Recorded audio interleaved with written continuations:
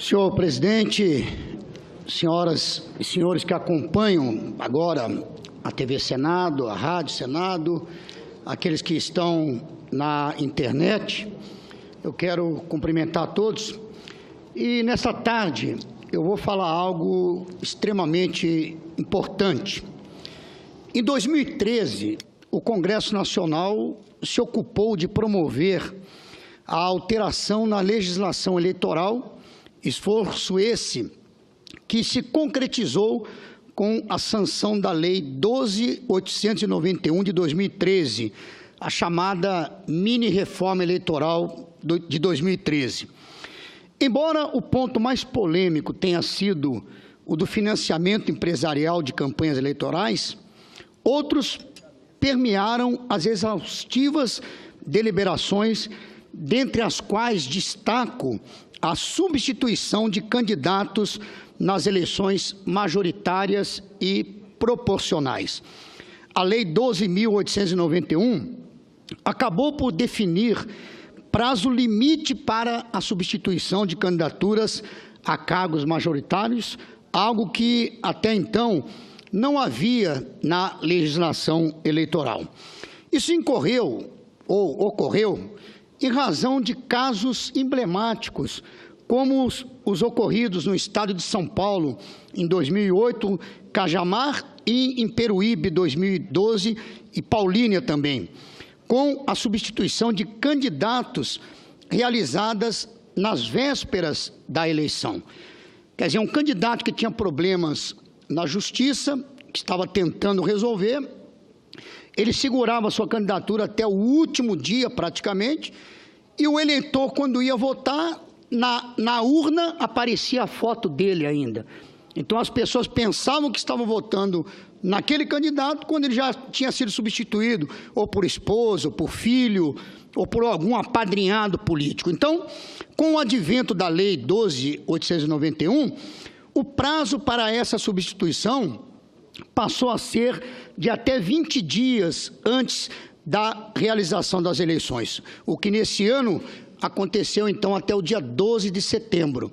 Até o dia 12 de setembro foi o limite para que se fizesse a substituição de candidaturas, tanto na majoritária como também na proporcional. Em relação à substituição de candidatos em eleição proporcional, a alteração se deu pelo seguinte: antigamente eram 60 dias e agora passou a vigorar os mesmos 20 dias. Qual o objetivo disso? Tudo isso serviu para que se pudesse dar ampla divulgação ao eleitor sobre a mudança e substituição de determinado candidato, permitindo que ele vote conscientemente naquele que está com a sua candidatura válida e registrada pela Justiça. Mas dessa alteração decorreu um fato não cogitado, que é o que eu quero chamar a atenção hoje aqui na tribuna do Senado. Desse fato ocorreu, presidente Garibaldi, aconteceu um fato que não foi previsto no curso dessa deliberação e que também agora se manifesta como absolutamente indesejado. Ou seja, eu me refiro agora ao chamado candidato de aluguel. Porque se fala tanto em partido de aluguel, agora nós temos o candidato de aluguel propriamente dito. Porque, veja só, não permitindo mais a substituição a partir do dia 12 de setembro, a não ser em caso de morte, como está previsto na lei, então, por exemplo, se um vice-prefeito, um candidato a vice-prefeito na chapa, se ele renunciar à sua candidatura, ele prejudica a candidatura do majoritário, ele prejudica a candidatura do prefeito, não podendo ser assim feita a substituição. E eu estou aqui dizendo isso porque isso aconteceu conosco na cidade de Macaé. Lá na cidade de Macaé, o PRB tem o seu candidato a prefeito, o Igor Sardinha, e tendo como vice o vereador Amaro, que até o dia 12 caminhou com o nosso prefeito, com o nosso candidato a prefeito. Até o dia 12 fez campanha declarando que era vice-prefeito do Igor Sardinha. Mas no dia 15, ele, alegando razões particulares que eu desconheço quais são, não estou aqui para entrar em mérito, mas a partir do dia 15 renunciou à sua candidatura. Dentro da lei, a candidatura a prefeito do Igor Sardinha está prejudicado, seu registro de candidatura pode ser cancelado e ele pode não disputar a eleição. Então, o que acontece com isso? Um vice-prefeito pode ser, sim, pode ser usado, pode ser comprado, pode fazer um acordo e ele pode prejudicar a candidatura de um candidato a prefeito. Então, nós temos que atentar para isso. Eu estou aqui ocupando a tribuna, senador Wellington, senador Eduardo, que é do nosso bloco, para chamar atenção, porque eu creio que, assim como está acontecendo conosco em Macaé, isso pode estar acontecendo em outras cidades do Brasil.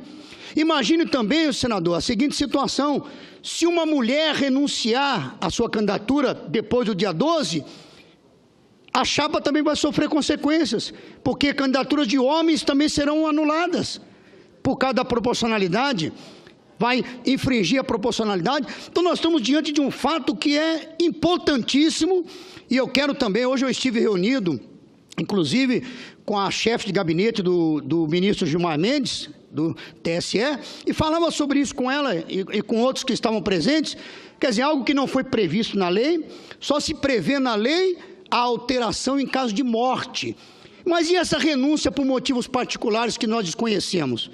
Não tem uma doença, não tem uma internação, não tem um problema realmente específico, simplesmente o vice-prefeito, o candidato a vice, resolve renunciar à sua candidatura e o prefeito, o candidato a prefeito, não pode disputar a eleição. Então, nós estamos entrando com um processo lá na cidade de Macaé, vamos provocar essa tese, provocar esse debate, e eu tenho certeza que vai chegar aqui ao TSE, que vai ter que dar uma resolução para isso, porque toda regra tem que ter uma exceção. Senador Eduardo. Pois não, senador Wellington, e depois eu concedo também ao senador Eduardo Amorim. Senador Eduardo, realmente Vossa Excelência suscita aqui algo que traz muita preocupação, principalmente nas eleições municipais. Claro que na eleição passada isso já era possível, porque também tinha data de substituição, mas agora de forma muito mais clara, porque é uma eleição ampla no país, e Vossa Excelência suscita já com um caso aqui demonstrado. A lei já estava, porque é 2013, né? Realmente já estava em ação em 2014, mas não tivemos esses casos. Senador Eduardo Lopes, me permito essa interrupção, porque nós estamos recebendo, aliás, a visita do prefeito Arthur Nogueira, de Americana, município de São Paulo. Eles estão na companhia do deputado federal Vanderlei Macris. Então, queremos saudar o prefeito, os seus secretários e dizer que esta casa está sempre à disposição dos prefeitos e agora saúdo o prefeito de Americana. Sejam bem-vindos. Como eu ia dizendo, Vossa Excelência coloca um assunto realmente que temos que ter uma preocupação muito grande. Ontem, na Câmara dos Deputados, estava lá também sendo discutido, aliás, na pauta para ser discutido, a reforma político-partidária.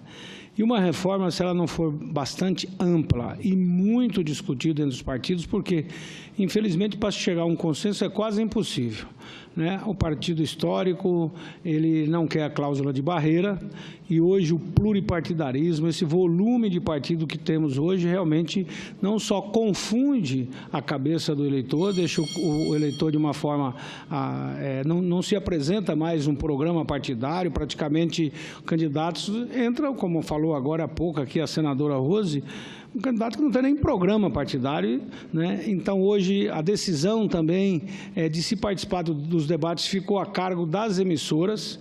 Isso também acredito que não pode, porque cada cidade tem um empresário dono de uma emissora e ele pode ter a sua predileção por um candidato ou por outro. Então, ser da emissora de comunicação, televisão ou rádio, a decisão de quem vai participar do debate ou não, isso realmente pode fazer a história de dois pesos e duas medidas.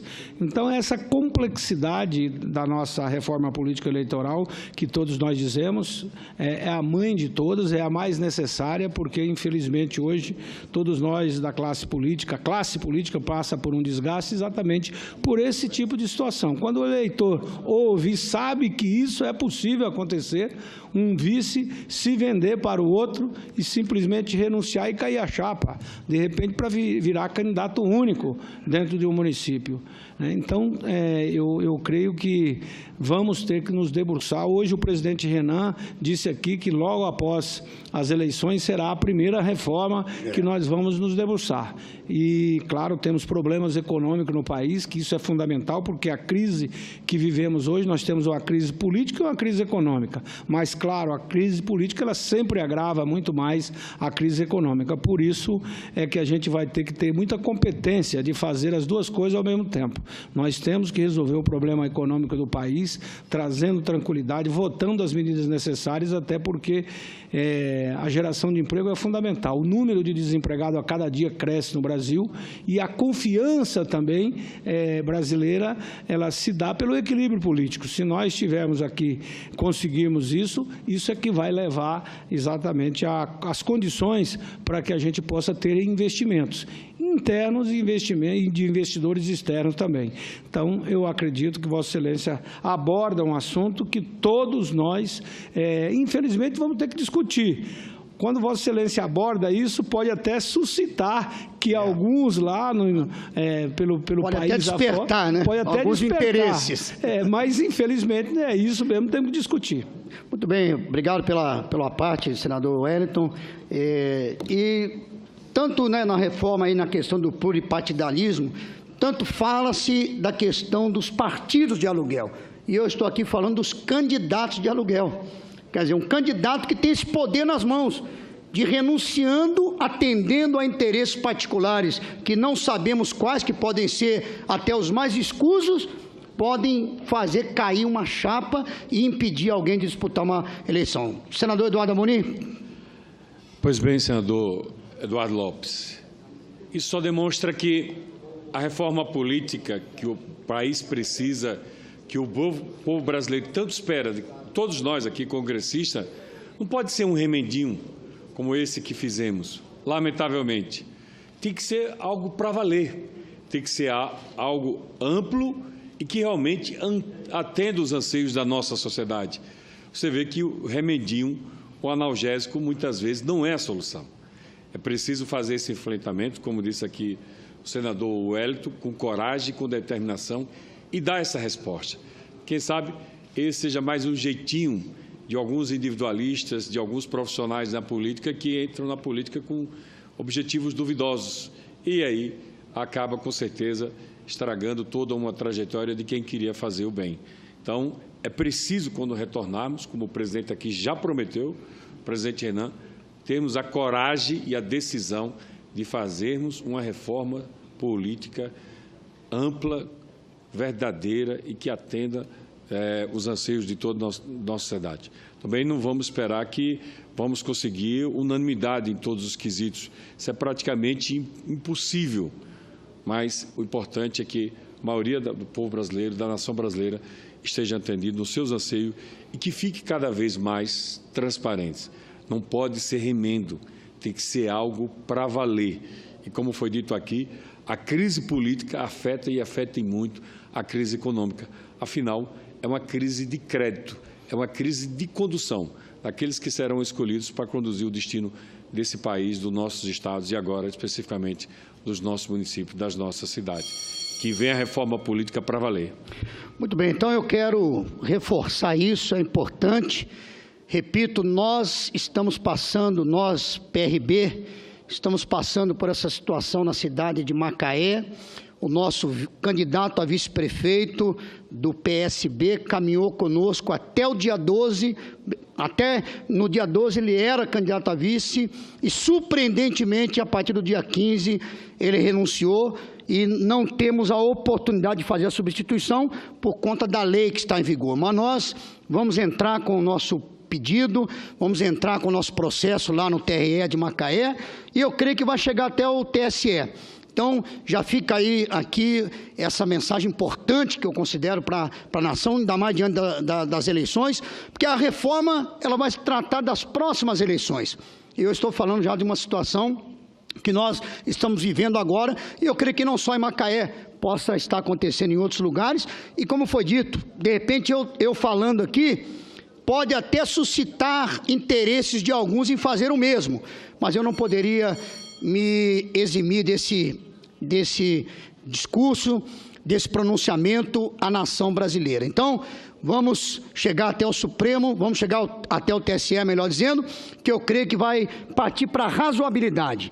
Toda regra tem as suas exceções, e as exceções têm que ser tratadas como tal. Então, eu quero contar com a justiça brasileira, acredito na justiça, porque não posso, em nome de interesses particulares que eu desconheço, eu não posso colocar em risco uma candidatura do partido que vinha crescendo, vinha numa crescente, e que já mostra que o fato é exatamente por isso. É o poder econômico querendo prevalecer mais uma vez nas eleições. Obrigado, senhor presidente.